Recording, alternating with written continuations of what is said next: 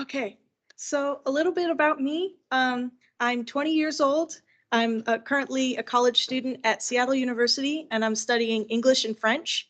And I'm the president of the Autism Society of Washington, which is something I'm very grateful to have that opportunity.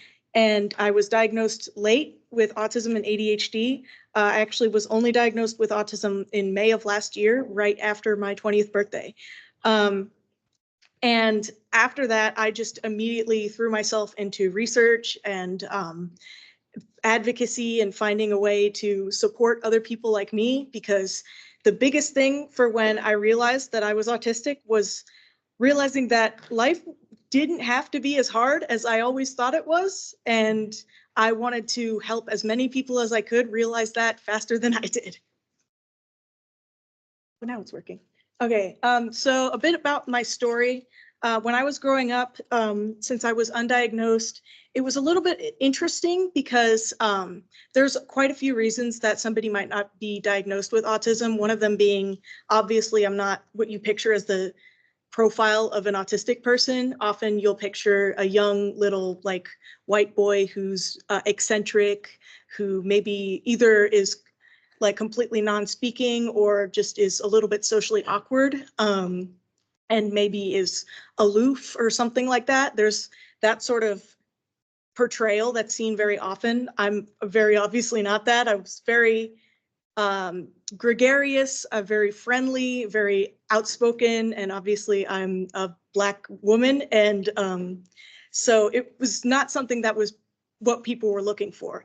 I also was very advanced in school in a lot of ways. I was very good at reading. I'm an extremely quick reader, and I have a very large vocabulary, and I love school. So I was making really good grades.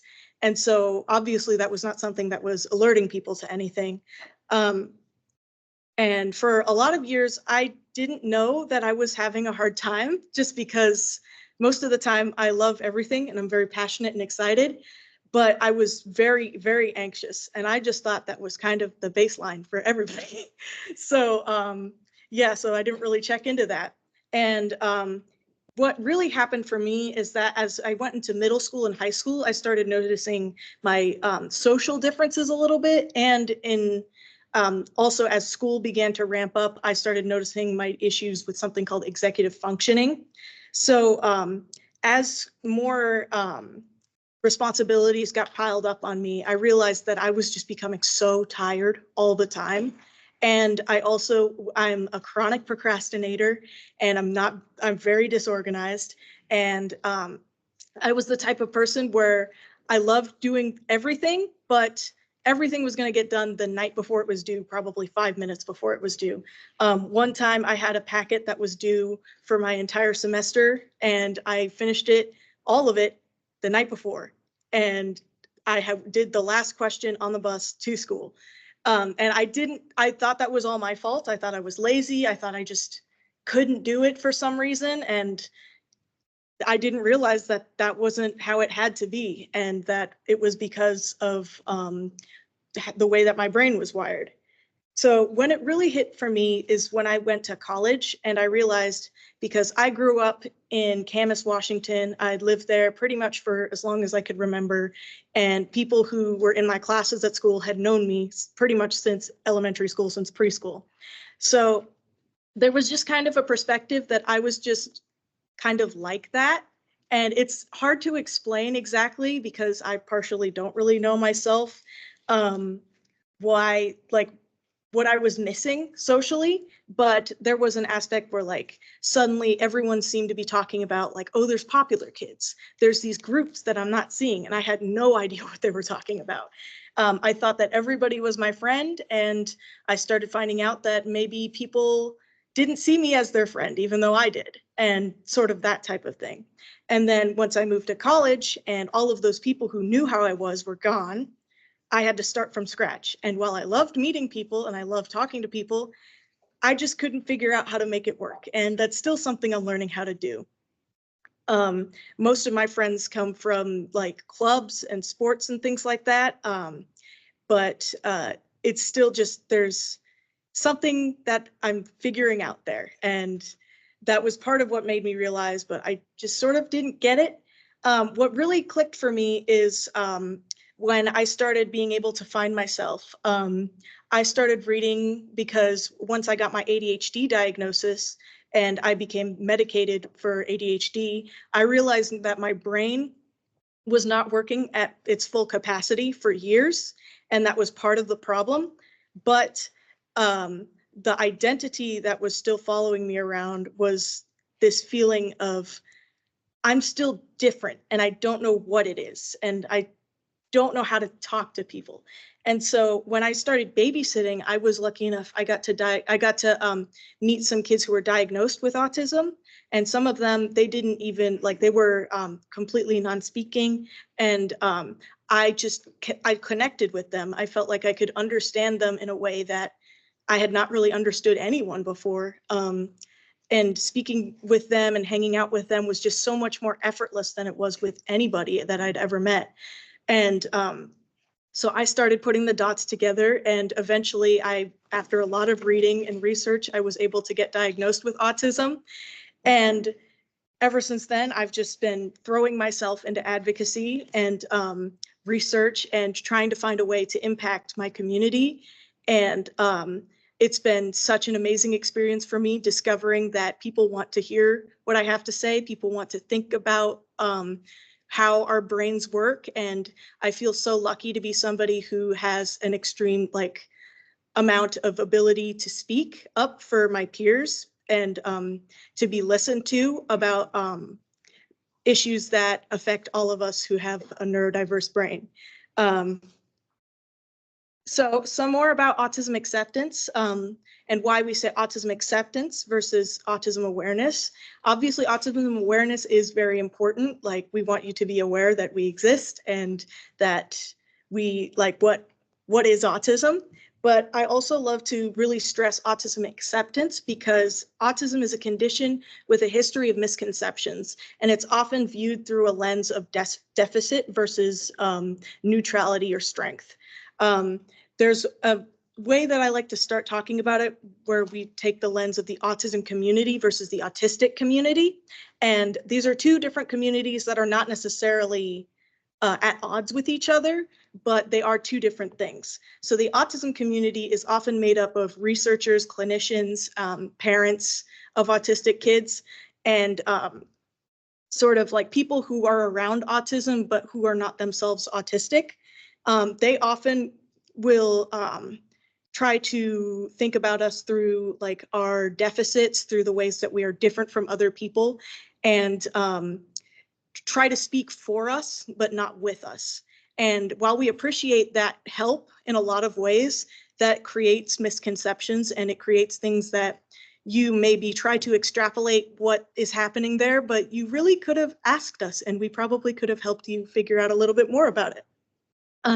The autistic community is something that I'm really grateful to be a part of, which is made of autistic adults and self-advocates and just people speaking for themselves about how our brains work and connecting with people of all different levels of ability and trying to uplift all of us together. We often have a bit of a different way of explaining our condition, and I try to give a little bit of insight into things that may be missed by people who might be more familiar with the autism community. So one thing is that there's a sort of false dichotomy that comes around with autism, such as with functioning labels and intelligence markers. There's often two pictures in your mind when you come up with an autistic person. There's somebody who's maybe severely impaired and unable to live on their own, or somebody who's just a little bit socially awkward and goofy, but maybe very intelligent. I put this as either a Rain Man or a Sheldon Cooper, because those are two examples from pop culture that people might know. Rain Man is kind of more of the idea of somebody who has to be living in a high support facility, who is unable to function in the outside world, who maybe is unable to hold a job, who is incapable of doing a lot of things by themselves. And then there's the Sheldon Cooper, who is a mostly self-sufficient person, but is very socially awkward, maybe can be seen as nerdy, maybe can be seen as just weird and aloof and doesn't like other people. So both of these perspectives can be people who have autism. And I do try to stress that this is not trying to like knock these portrayals, but they are the only portrayals that we tend to see. And there are many more people such as myself who don't fit into either category very easily. And it can really be harmful for both of those groups when we try to make people fit, because it leads to us overestimating the abilities of some of us who are, quote, higher functioning or more able to pass within society, and underestimating the abilities of people who are less able to pass within society. And so a little bit more to help understand autism. I understand that probably everybody has different levels of awareness of this condition, and it has been an evolving topic with many advancements in recent years. So there is no less autistic or more autistic. So as I've said, it's a spectrum condition, which can be hard to visualize because you might think of a spectrum and think of it is a line from less to more, but really what it is more of a circle, and it's a neutral descriptor of a collection of shared traits. So every autistic person is autistic all the way through, but we have different amounts of these different traits that everybody possesses within autism. So we all have something called a spiky skills profile. And that's when, so usually as an individual, you have different skills like in your motor skills, in speaking to other people, in doing math and reading, in all sorts of areas. And you might be a little bit more advanced in one area, you might be a little bit less advanced in another area, but overall it's pretty well rounded and it's pretty consistent all the way around. But for autistic people, what often happens is we have a significant spike in one area and a significant valley in another. So like for me, I am very good at reading and writing, and I have a very large vocabulary, but I struggle extremely with math, and there are other pieces that like executive functioning where I have a harder time with focusing on things that should be easy to someone, where it's like being self-sufficient in a lot of ways. Like I might be more likely to do something like leave the stove on, or like not know how to do like finances or my taxes, or remember that I need to sign things, and like just the little things of taking care of yourself. And that's the way where it's like, it looks different from what you would think from a whole well-rounded person who's like, well, obviously, if you have this much skill or this much intelligence, you should be able to apply it. That's not always the case. Another thing that we all have, or the majority of us have in some degree, is monotropic focus. And that's basically, I like to call it tunnel vision. And it's where it either happens in short bouts where if I'm doing an activity, I become hyper-focused on the activity and the rest of the world disappears, and I do it extremely well and extremely detailed, but forget everything else. Or it can be something more long-term, like we have something called special interests, where we are often prone to picking one topic. For me, one of them is autism, and learning everything about it, focusing about it, reading about it, listening to people talk about it, and just immersing myself in everything I can know about it, not with really any goal other than I like it and I need to know everything about it. But that can also come at the detriment of my other studies, of generally being alive. I might forget to go to the bathroom, might forget to like eat food, might forget to like do homework, stuff like that, just because it's the center of my universe, and it can keep me up at night thinking about it because my brain just keeps going. That's another thing, is there's sensory differences. So basically sensory differences have to do with how we experience the world and how everything feels. So that can be taste, touch, temperature. These are often things that can be overwhelming to us if they come in different levels. Like a small fluctuation in temperature might become overwhelming to us. I often say that having an autistic brain is like everything is too loud all the time. And that's not necessarily just for sound. Some of us also have the opposite of that, where we seek sensory input and we enjoy it, and we enjoy the like loudness and the feeling everything. Or we're just numb to it. We maybe have less ability to sense when we're in pain. And that can also be difficult. And also executive functioning challenges, which I've touched on a bit, where we just have, because of the levels of like everything happening, it can wear us out and we can just become really tired all the time. And then when you're really tired all the time, it can be hard to take care of yourself in some ways. It can also be hard to prioritize the right things that you need to do. And sometimes it's just hard to even think about anything. Another thing that we all have in some amount is a different way of socializing. Now, this can be connected, I think, to our monotropic focus and other things, like when we are sensory seeking and we might be more likely to stim or do something that is like creating stimulation, where that could be like flapping your hands, yelling really loud, running in circles. I'm a big running in circles fan. And those things might make us appear socially different. But also the monotropic focus relates to that, in that we might tend to only want to talk about a couple of things, or we might only feel comfortable following a very specific routine, and that might seem odd. I also personally have a hard time with noticing sort of social differences about people. So I'm not very good at picking up on like, oh, that person does this, therefore they are cool. Oh, these people are friends in this group. Oh, this person is my friend and they want to talk to me. This person is not my friend and they don't want to talk to me. It can be very hard for me to tell what I'm supposed to be doing in that type of situation. So again, with the functioning labels, a person who is described as low functioning may be somebody who is just less like able to, you're more able to spot that they maybe have a disability when you see them.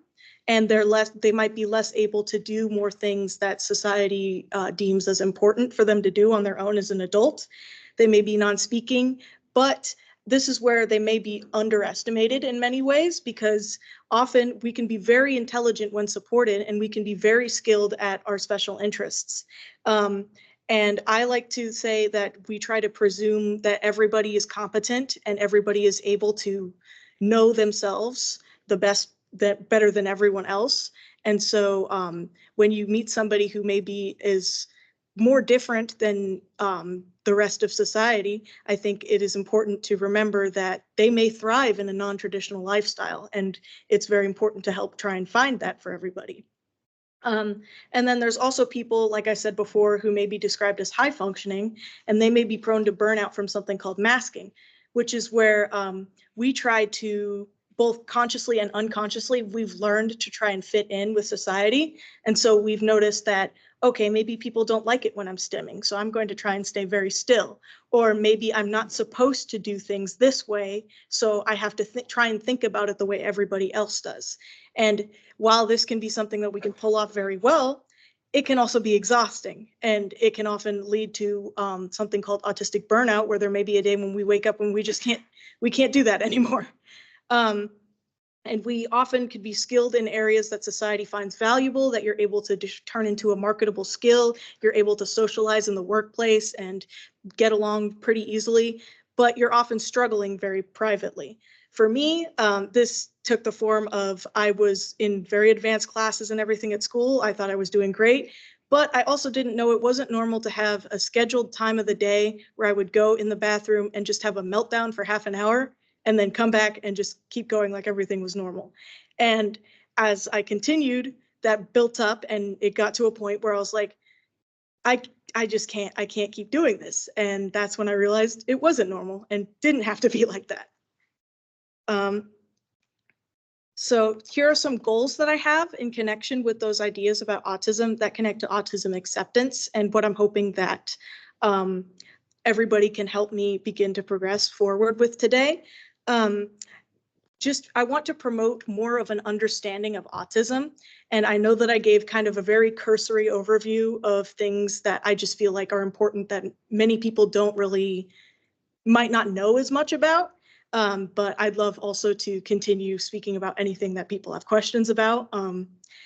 But I just think that promoting understanding of not only what it is clinically to have this condition, but what it feels like to live in an autistic brain is so important for more acceptance. And also recognizing and supporting autistics across the spectrum and beyond childhood. Oftentimes, a lot of supports for us cut off at childhood or try to hold us in a perpetual state of childhood where we are not considered autonomous beings. Um, it's also that that perspective of everybody falling into one of the two categories or not being autistic, and trying to find where there's no categories, it's a spectrum, and trying to recognize that there are different presentations of autism that may not just be shy and socially awkward. We may be outgoing, we may be really excitable, we may be very traditionally skilled in some things, or we may be very not good at anything, it feels like, but everybody's good at something. And another thing is trying to listen to autistic adults and self-advocates. This is something that I'm very passionate about trying to provide more opportunities for. We try to say nothing about us without us. We want to be included in the conversation about ourselves, and we want to help with understanding us, because we can provide an insight that makes it easier than trying to have to reverse engineer everything. You could just ask us maybe how it feels. And then I also am hoping to create affirming environments and accommodating workspaces. So this is something that can be a little bit hard to navigate at first, but when you consult with autistic people and people who have training in cultivating these sorts of environments, it can be a really beneficial thing for not only autistic people, but for everybody. Like finding ways to control the sensory amount of sensory input in an environment, such as like dimming the lights, adding or removing sounds, adding or removing the amount of social interaction that you're able to give at any given moment, being very clear about instructions, so that there's less room for trying to infer things that maybe some of us don't know how to infer, or will infer something else. These are all things that can be accommodations that help everyone across the spectrum and beyond the spectrum. I'm also very passionate about cultivating a positive autistic culture, because while autism is a condition that comes with many difficulties and many parts of it that make it hard to just live in a society where we are not the majority, there's also many positive things about it. And like I said, I like to consider it a neutral descriptor. I love my brain. It can be hard to live in my brain, but I would love to see more differences than everybody being the same. And I'd love to support more differences than try to box everyone in and make them feel like they're broken. And so there's lots of ways that we're moving towards strength-based considerations of autism, and thinking about how our rigidity can make us very goal-oriented, how our special interests and our focus on details can allow us to see things that other people miss, and just trying to find ways where we can cultivate those skills, but do so without the expectation of trying to force us to fail at being like everyone else. And then one of my most passionate projects that I've been working on, and what drove me really into the realm of advocacy at all, is the idea of autism mentorship and creating an autism mentorship program.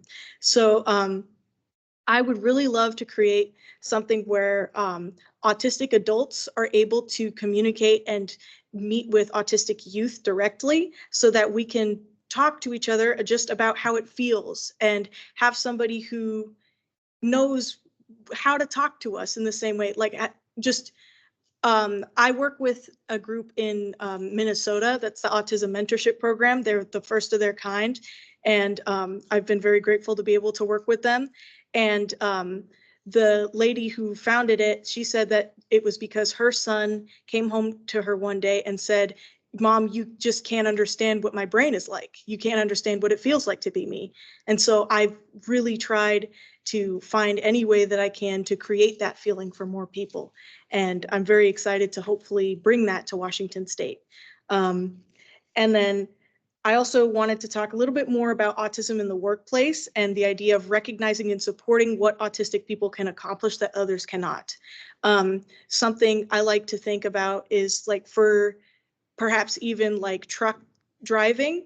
I don't know as much about the industry and I don't want to necessarily overestimate, but I do know a lot of autistic people that love trucks.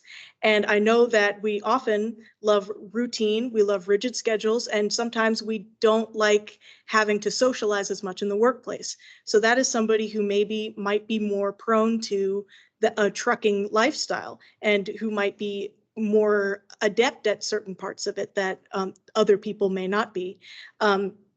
Also for like a very focused version of just office work where we are very good at writing like the details of things down and thinking about it from different angles, but maybe not so good at um, I don't know, performing, being in the office or doing everything in very a holistic manner where we like, I know I've struggled sometimes with doing things in a time frame that makes sense to other people. So I often will do it in like huge spurts of energy and then I'll cut it off or something like that. And I think just trying to find ways to support that so that the product that we turn in is able to be utilized and our skills that can be so beneficial can be really tapped into as long as like the other areas are supported. Um, and yeah, so that's just a little bit. And thank you very much. And I'd love to take any questions that you might have.